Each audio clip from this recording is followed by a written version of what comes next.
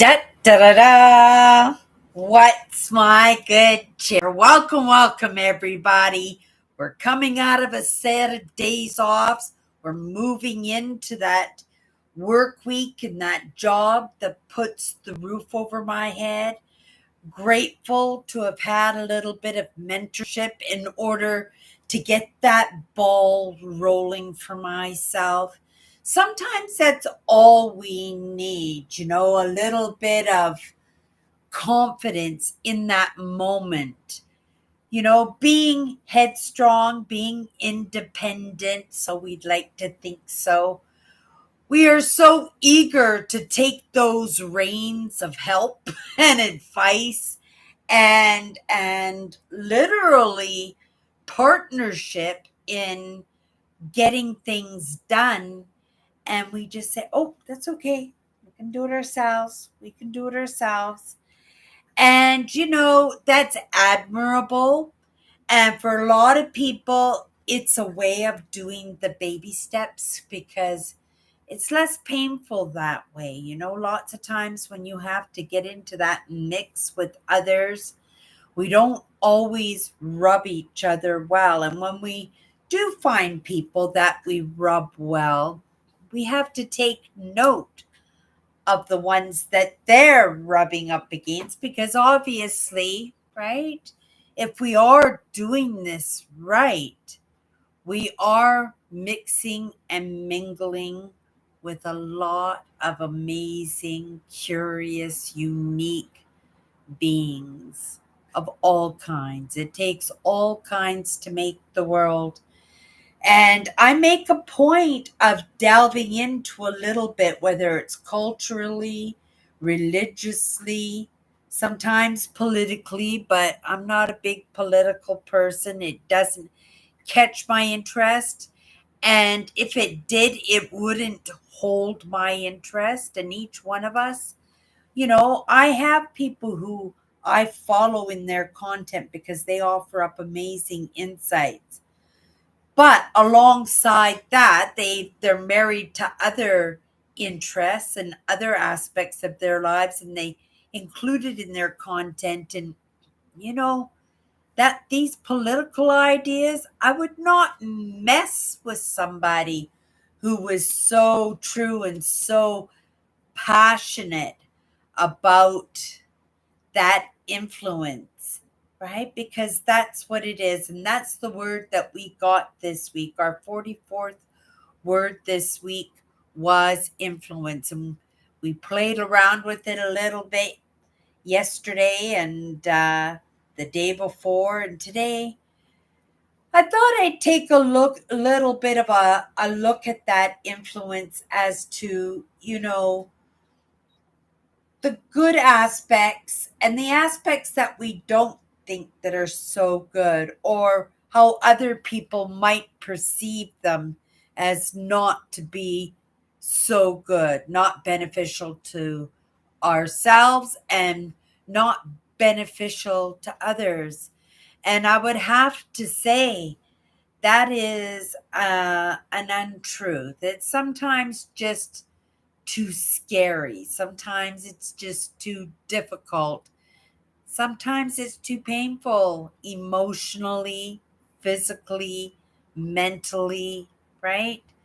That we give ourselves excuses to not rub up against those things that make us feel uncomfortable. And you could say, yeah, but I've been there, done that, right? Where you didn't have the choice and you rubbed up against something uncomfortable, that you rubbed up against something that didn't treat you well, that maybe didn't even look at you like you had any kind of value at all. Or if they looked at you like you had value, it was almost like, you were a servant, or you were just something around to help somebody else make a little bit of movement for themselves. We can read into absolutely everything, but in the end, each one of us is responsible for that little bit of movement that we get.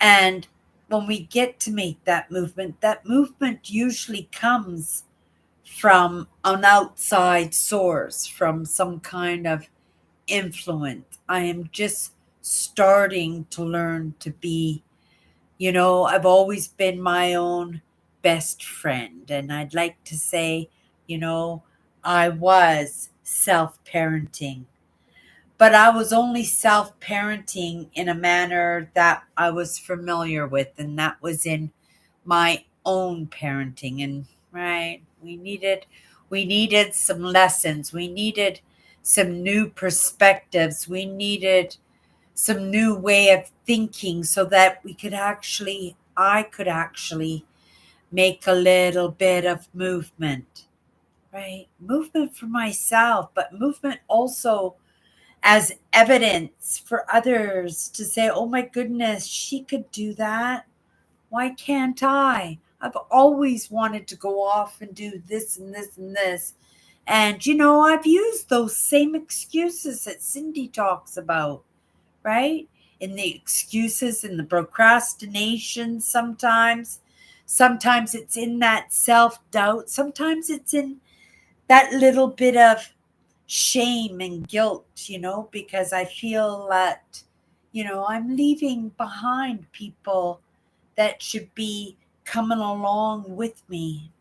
And I'm not going to say sometimes or maybe.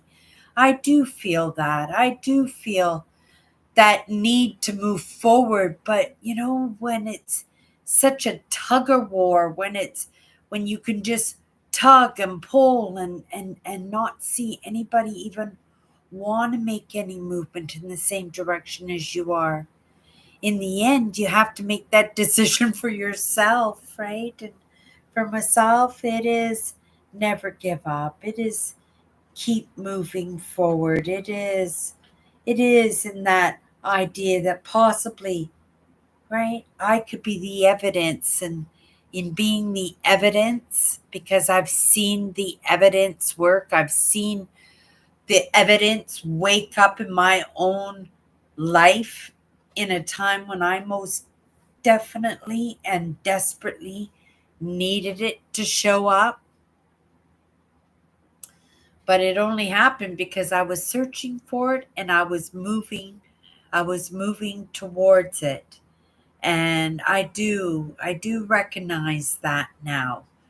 Right? I recognize that I still don't get it, but I do recognize that. And sometimes we have to be good with that, right? Because I think a lot of what we're doing, right? And especially in this day and age, and the way I feel about, I spend a lot of time feeling the world out, taking advantage of this digital age, taking advantage of this partnership that I stumbled into as a YouTube creator and as somebody who stumbled onto mindset and recognized, you know, her father's movement. And being my father's daughter, I had to move with that. And I had to move with that even if I didn't see anybody else moving towards that, right? I can scoop as I'm moving forward, I can hold my arms up open and I can just scoop along the way. But lots will fall away along the way. Lots of them will get to the destination and just go, where am I? Right? And lots of people will be resentful because they didn't get a choice in that, right? That they didn't get a choice, and everybody should have that opportunity to move forward with a choice, because the choices are going to be tied into our beliefs, right? And our beliefs are going to dictate our actions. And we go back to this word of influence. There's a lot of influence out in the world right now. Everybody and their dog is vying for my attention, right?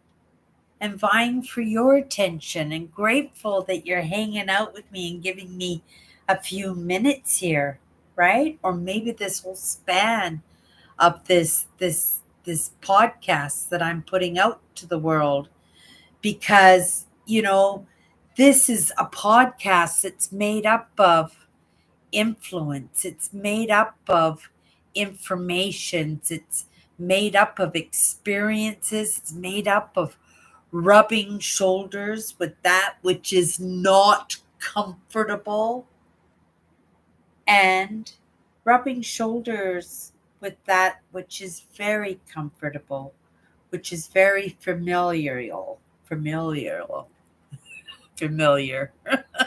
very comfortable, very, you get it, right? Feels like home. That's where I want to move with. Those are the groups that I want to move with. I don't want to be anywheres where I'm not welcomed, valued, or appreciated. Who would want that? Right? And I am influenced by my environment 100%. And because my brand is so important to me, and because I have enough tools and lessons on the belt to recognize, right, the value in those lessons, I have to take those lessons to heart. How I go about it, just like everybody else, I'm bumbling along, but I'm also picking it up. I'm also reading into it, and I'm also still sitting in it when I know I shouldn't be, right? And it's in that influence that offers up the tools, that will offer up a solution for me, an idea, a piece of bravery or courage, right? Or just the understanding it's the best, and not just the best for myself, but the best for everybody. And the funny thing is, right? How, why, who, all those questions. And I'm just gonna walk into it and just play it out the way it's meant to be played out, right? I'm not going to try and frame it or reframe it or remold it in any way. All I'm going to do, and I'm just pulling up my coffee cup. My coffee cup says, "You can't stop the waves, but you can learn to surf." You can't stop the waves, but you can learn to surf, right? You guys hear me all the time about riding, riding those waves. And I was doing a little bit of that today, right? Riding the waves, taking in the lessons, knowing that this digital age can be over tomorrow. It could be. How? I don't know. I'm not thinking about it. I'm not dwelling on it. I'm just throwing out a possibility. But how amazing that in this moment, right, in my choices, that I can go off and dictate for myself how I'm going to use that digital age, right? Whether I'm going to be looking up on YouTube, right, cooking recipes, or I'm going to be playing video games, or I'm going to be having conversations with family across the other side of the country or another part of the world, right? Or if I'm going to use it to influence me in a way that might offer up an opportunity to make a little bit of movement. And if I'm sharing that movement, and if there is evidence that that movement is going in the right direction, right? We're not going backwards. Today I had that push right? Just kind of want to put me backwards. And when that happens, right off the hop, what I do is I go in a little bit, not far, I go a little bit into the future. I went in to my trip that's coming up in September, right? That trip that gets me through the work week, that gets me through the busy summer, that gets me through the idea of my budget and how can I stick to it. And then it gets me through that idea of, oh, Cindy, you can do with losing a 20 pounds and getting outside a little bit more than what you are, right? And Cindy, that digital age can be over tomorrow. How many lessons can you get in today, right? What can you learn? What can you possibly steal away, right? Store away for a rainy day. This is the way I think sometimes, right? But I try to make those choices wisely. I'm drawn to what I'm drawn into, right? I like that thought leadership. I like that inspiration. I like that motivation. And I like seeing that evidence in my life that it works, right? And you might look at me and you go, oh my goodness, but you're still in government housing and you're still in that little thrift store that puts the roof over your head in the moment. But I am so other places too. I am working my brand. I am showing up fresh every single day on my brand. I am making space to to sit in on some amazing conversations or be a spectator in an amazing documentary on subjects that interest me. Whereas before I would be sitting on the couch, right? Being entertained by something somebody else likes. No offense to my dad, but hockey night in Canada, right? It was my thing. My dad did not have any boys. He only had girls. He had four girls, and each one of us had a boy nickname. I think I was George, and we all went to, at the very least, I went to all the football games and all the hockey games and the soccer games, right? I got race cars sets, Hot Wheels. I got chemistry sets, right? But what I was going to say about my dad, maybe about being the instigator in something, I don't know. If it was an instigator, he was a pretty creative and fun instigator in the way that he passed along his lessons, because he passed those lessons on, there it was, as the example, as the example. And so this past set of days off, I've been looking back as much as I can. I don't, right? I don't have a great memory going back that far, right? Even to bring up his face in my memory, it's getting difficult now. We're going back probably close to 40 years now that he passed away. 35 years ago that my father passed away, right?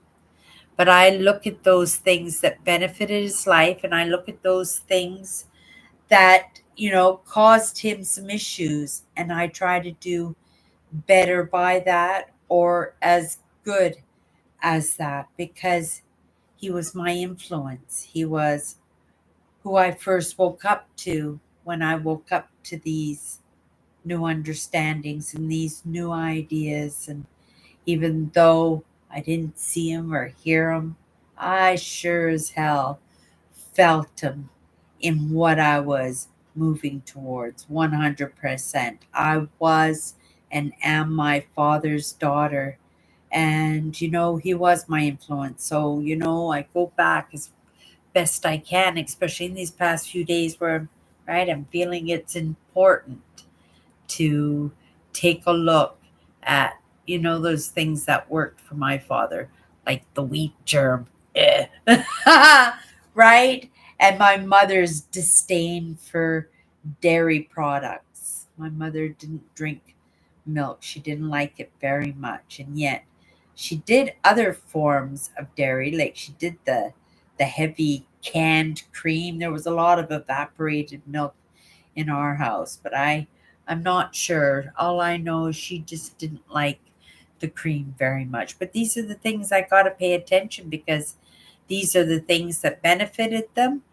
And, like the other things, like my dad's gambling, those things that caused his issues, that caused all of us a lot of issues, right?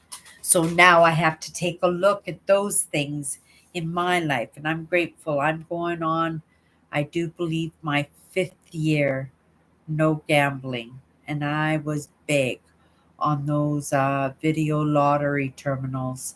It was my coping mechanism, and I was in it deep, and it ruined my marriage, right? It put me in a state where I almost lost my roof over my head, that I actually almost ended up homeless, right? But this was the influence that I had in my life. And it's not always, right, bad influence out of intent. And it's not always good influence out of intent, right? It's just being the example of where somebody's at, right? My father was just an example.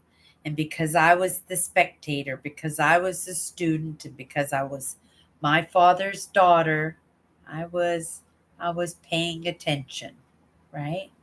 I was paying attention. My greatest influence, right? And grateful that I had that balance, because lots of children are just growing up with one parent, and one parent that is, right, working full time and trying to have a life for themselves, and right, and don't have that partner around to help take some of that burden away. And children should not be a burden. And a lot of those problems that I grew up personally to, the children these days they're growing up in that too. And how are they covering it? By idolizing it, making it okay, making it be the in thing, right? I was an obese child. I was probably the only obese child in any school that I went to growing up. These days, it's quite the norm to be overweight, even obese. It's quite the norm. I mean, they even, right? I said that they glorified as the big bums and the big boobs, and people are actually having operations to enhance these aspects of themselves. And a lot of the women, they are very, very confident. When I was growing up, there was no confidence. It was a handicapped. It was something wrong with you. It's a freak show, right? But because it's the norm, because there's so many children out overweight out there, it's not one singular person that's able to be pointed it out and singularized, targeted at, right? Because you target one, you target them all. So you target one, you try to make sure there's only one. You don't want to make sure that there's 20, 30, 40 other ones that will jump in if you disrespect somebody. So I mean, a lot of it is really good. Even the bullying in school, they have wear those orange t-shirts, on certain days, so that, to represent and make note of bullying in school. And these are things that are coming to light now, and these are things that are not recognized in a world that we are making better, in the creation of the best human being we possibly can. All we can do is be the example for each other, right? And that's the truth. So, I worry about myself. Anything is extra. Anything else is gravy and sprinkles and right? Confetti, 100%. But that's the fun of it, isn't it? And that's the fun of it. And that's also the extra petrol behind you that's right going to make it so that you can go a little bit further, right?